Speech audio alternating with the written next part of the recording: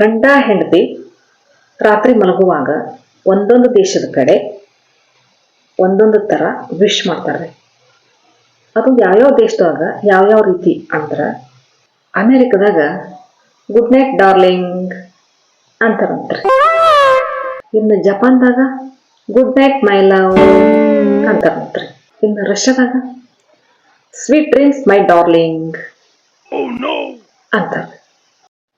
ನಮ್ಮ ಭಾರತ ದೇಶದೊಳಗ ಅದು ನಮ್ಮ ಉತ್ತರ ಕರ್ನಾಟಕದ ಮಂದಿ ಆ ಸಿಲಿಂಡರ್ ಆಫ್ ಮಾಡಿ ಏನ ಇನ್ನು ಅದು ಹಸಿ ಇಟ್ಟು ಫ್ರಿಜ್ ಇಟ್ಟು ಇಲ್ಲ, ಬಾತ್ರೂಮ್ ಲೈಟ್ ಆಫ್ ಮಾಡು. ಎಲ್ಲ ಕೆಲಸ ಮುಗಿಸಿದ್ಯಾ? ಬಿಡ್ಕೋಬಾ.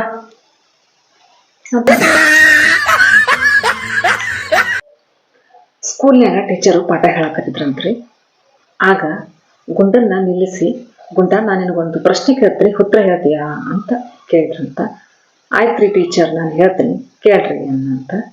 ಆವಾಗ ಟೀಚರ್ ಹೇಳಿದ್ರಂತ, ಮನುಷ್ಯನಿಗೂ ಮೊಬೈಲ್ಗೂ ಏನು ವ್ಯತ್ಯಾಸಪ್ಪ ಅಂತ ಕೇಳಿದ್ರಂತ.